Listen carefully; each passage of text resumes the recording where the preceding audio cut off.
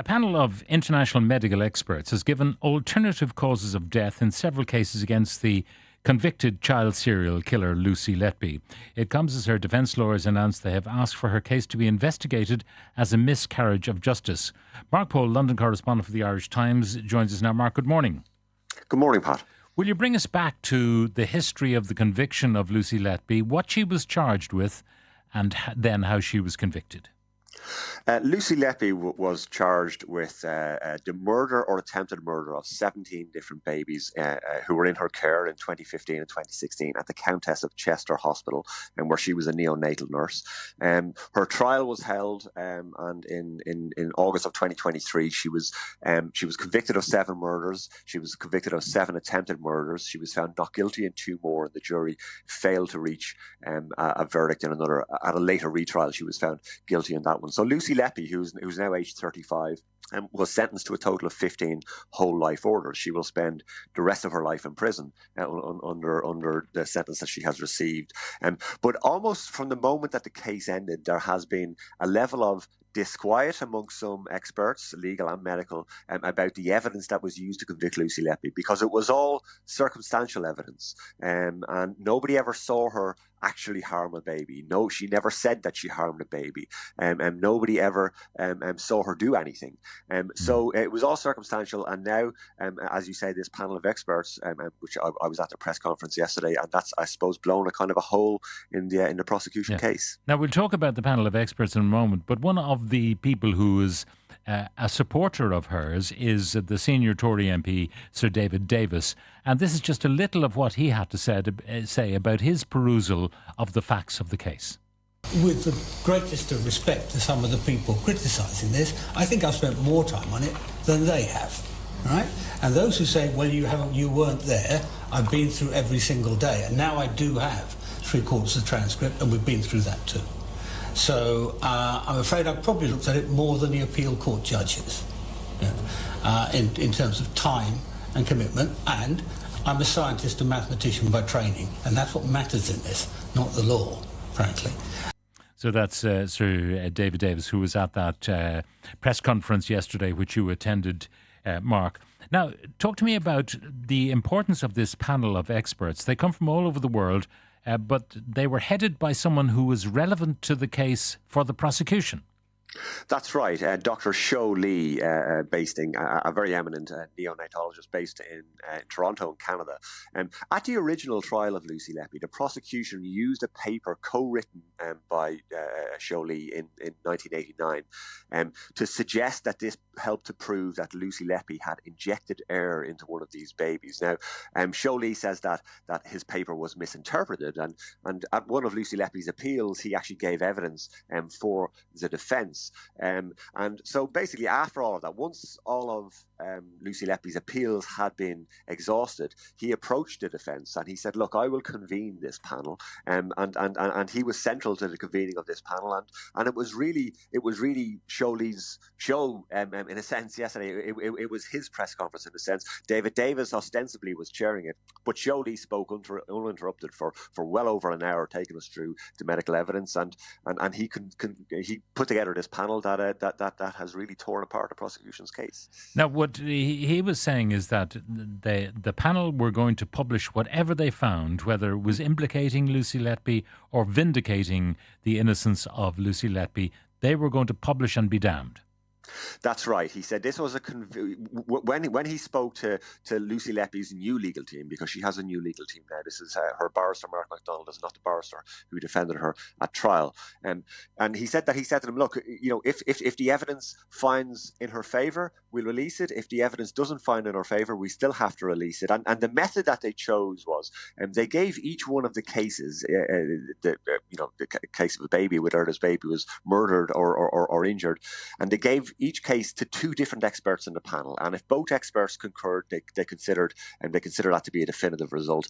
And in every single case that they examined, the panel found that there was an alternative explanation: either the baby had died or been injured by natural causes, or errors in medical care. Now that's interesting, because the errors of medical care did not, they said, point to Lucy Letby, but perhaps even to higher up people like consultants who'd made the wrong treatment decisions for those newly born babies. That's right. I mean, one of the babies, for example, baby K, Lucy Letby was accused of removing that baby's feeding tube. What the panel of experts found is that actually the tube was never inserted properly in the first place, and that the consultant in charge of that didn't know what he was doing, basically. And that was more or less Showley's words on that. In another case, baby one was accused, Lucy Letby was accused of having injected air into that baby. Actually, that baby died of thrombosis, the experts say, and that could have been prevented. In another case, doctors failed to spot a critical infection, and they should have given antibiotics for that, according to the expert panel. But instead, Lucy Letby was convicted of having injected that baby with air. So I think sort of one of the interesting parts of all of this is that if the panel of experts is correct, and if there was this web of incompetence and dreadful medical care at this hospital, some of these doctors are some of the same doctors who actually pointed a finger at Lucy Letby at her trial, and that makes it, I suppose, it folds when you step back from the case for a little second. In Britain, there is a lot of angst in Britain at the moment over the state of the NHS. And at the time, there was an upswell of cases of bad maternity care across Britain in the NHS. And this case fits into that context, that if the NHS is in such trouble and if maternity care was in such trouble, well, then perhaps it is feasible that this hospital was just operating as an incompetent institution at that time. I mean, Showley said that if this hospital was in Canada, it would have been shut down, according to him. So it would appear, if this is true, and if these eminent doctors, 14 in all, have found that there was no murder and no reason to point the finger at Lucy Letby, it would appear that there are doctors and consultants who were prepared to let her take the fall. There, a lot of the focus in this has fallen on the prosecution's expert witness. The main expert witness was Dr. Dowie Evans, who put forward the theories around the injection of air and so on that were used by the prosecution. Now, the defence in the original trial actually never called an expert medical witness of their own. They did retain one, but they never called him for some reason. So there has been a lot of focus has fallen on Dr. Dowie Evans and the evidence that he gave. Look, this panel is 14 of the top neonatal experts from around the world, from Canada, from Sweden, and from elsewhere, from Britain as well.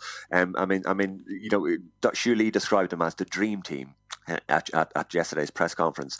And I suppose if the medical evidence can be torn apart like that, well, then you wonder what else was left. There was other evidence in the case against Lucy Letby. But if there was no murders at all, if all of these deaths can be explained by poor medical care or natural causes, well, then the circumstantial evidence falls away because there may never have been a crime in the first place. That is the defence's argument. If this comes to pass, if there is an appeal allowed and if it is successful, I mean, it brings back to mind the words of Lord Denning in the Birmingham 6 case, an appalling vista where he refused to believe that the police could be mistaken or lie. Well, this is what we have here, an appalling vista. Yes, and I think it has raised a lot of questions amongst Britain's legal fraternity about the way that expert medical evidence is used and the way that it is challenged and the way that it is presented in court. And there's a little bit of soul searching going on amongst former prosecutors in British media about that in this morning's newspapers.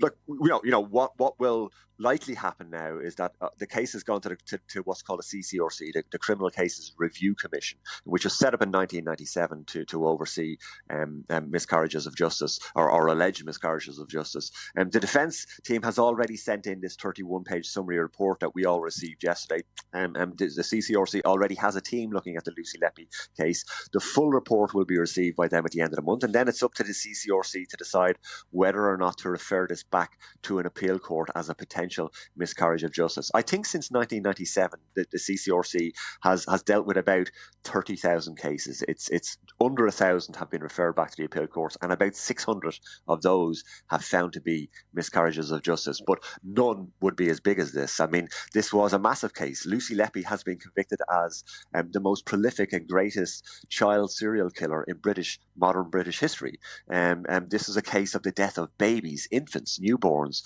It's impossible to underestimate how big this case was in the British consciousness at the time. And for that to have been found, if this is the case, that it is found to have been a miscarriage of justice, well, then it'll be an enormous case. But obviously, at the back of all of this, you still have the families of all of those babies who died, who, of course, thought they were getting some closure, and now they're presented with this massive circus, and it is a bit of a circus around the But at Lucy the same Letby time, case. if it turns out that they just died through medical misadventure or through neglect or through natural causes, perhaps that is more of a relief ultimately than knowing or thinking that their baby was murdered.